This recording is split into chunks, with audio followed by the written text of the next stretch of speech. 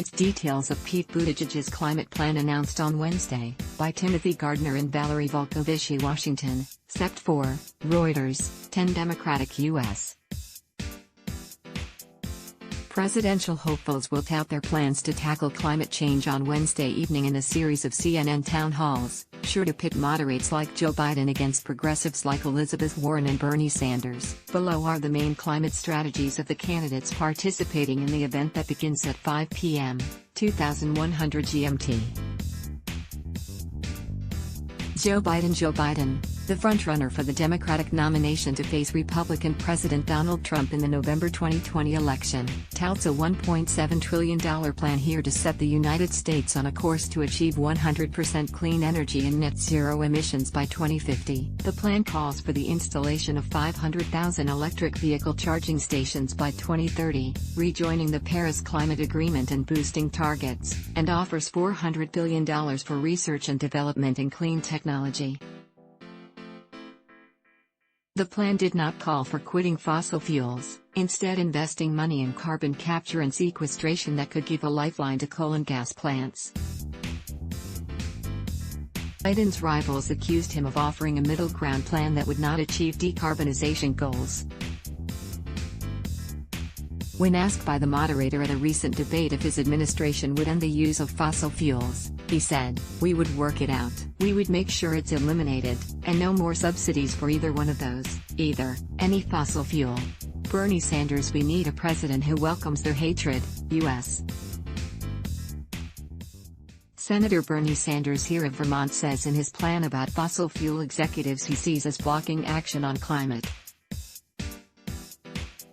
His plan here, dubbed the Green New Deal after a resolution sponsored by progressives in Congress, mobilizes $16.3 trillion to generate all U.S. electricity from renewable sources by 2030 and create publicly owned utilities. Gasoline-fueled cars get phased out, while electric car charging stations and public transport get support. The plan bans new nuclear plants, currently the top source of carbon-free power, and the burying of carbon emissions from fossil fuels, a technique favored by the United Nations. Both of those could face backlash by those concerned about jobs in those industries. Elizabeth Warren, U.S. Senator Elizabeth Warren of Massachusetts outlined $3 trillion in federal investments on Tuesday that builds on the plan of Jay Inslee, the Washington state governor who anchored his campaign on climate, but dropped out in August. Warren has also woven climate into other policies.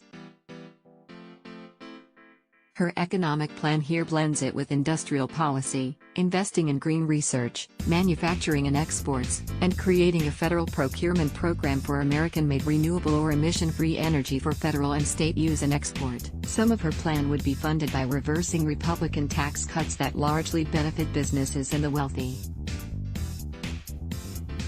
Warren's plan seeks 100% zero emissions for most new vehicles by 2030 and 100% zero emissions in electricity generation by 2035. Pete Buttigieg at 37. Pete Buttigieg is attempting to win voters by reminding them that his generation faces the most risks from climate change.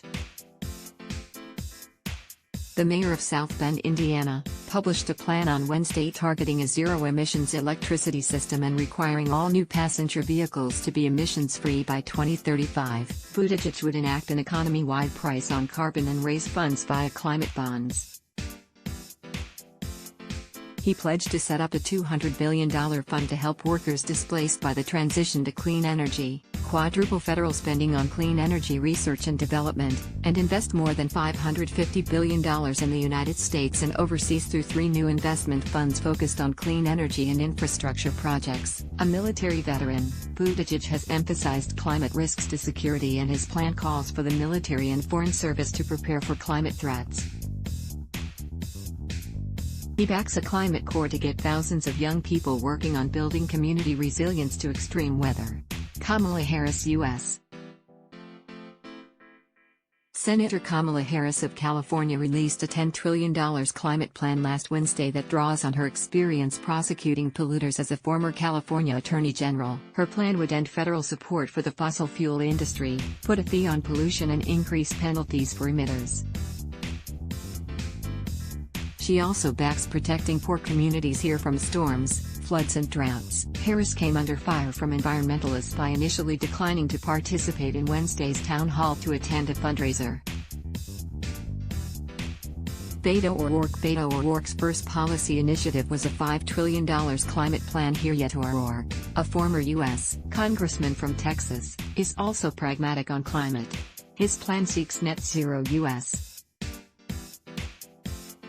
carbon emissions by 2050, which many environmentalists complain is less ambitious than the Green New Deal resolution, which aspired to make such cuts by 2030. O'Rourke voted against a ban on federal money to research offshore oil drilling, and for lifting the ban on crude oil exports, not unusual positions for a Texas Democrat.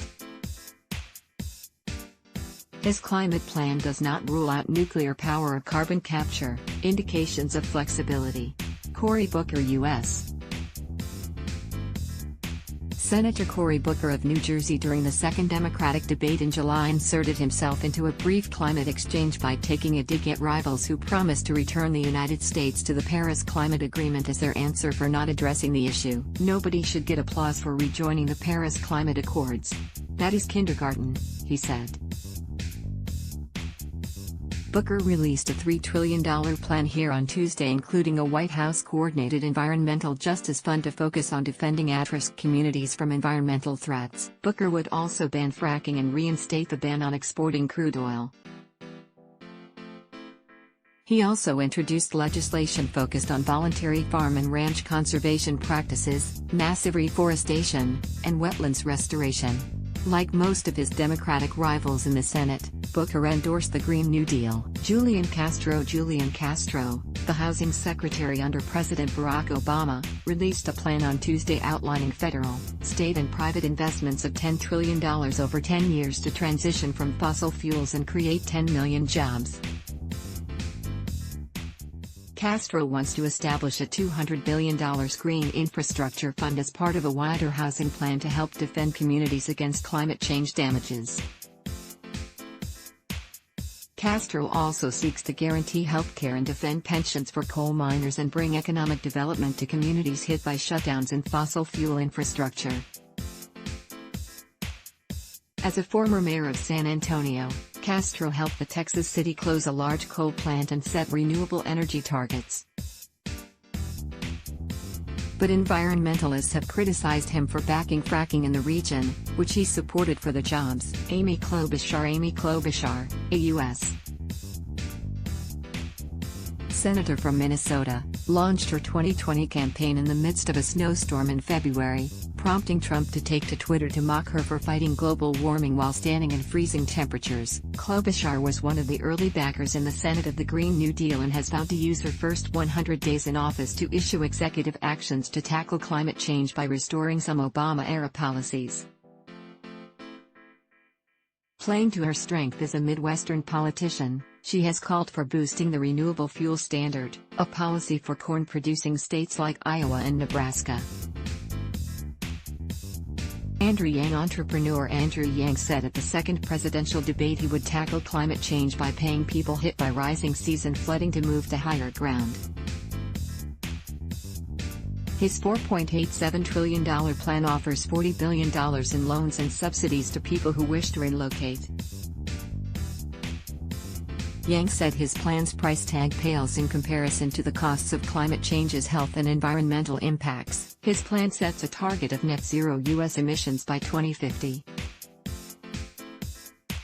It calls for a modernization of the electric grid, debt forgiveness for rural electric co-ops to switch to renewables, and a carbon tax on polluters. Reporting by Timothy Gardner and Valerie Volkovici. Additional reporting by Simon Lewis, editing by Richard Valdmanis and Peter Cooney. Our standards. The Thomson Reuters Trust Principles. Let's block ads. Why?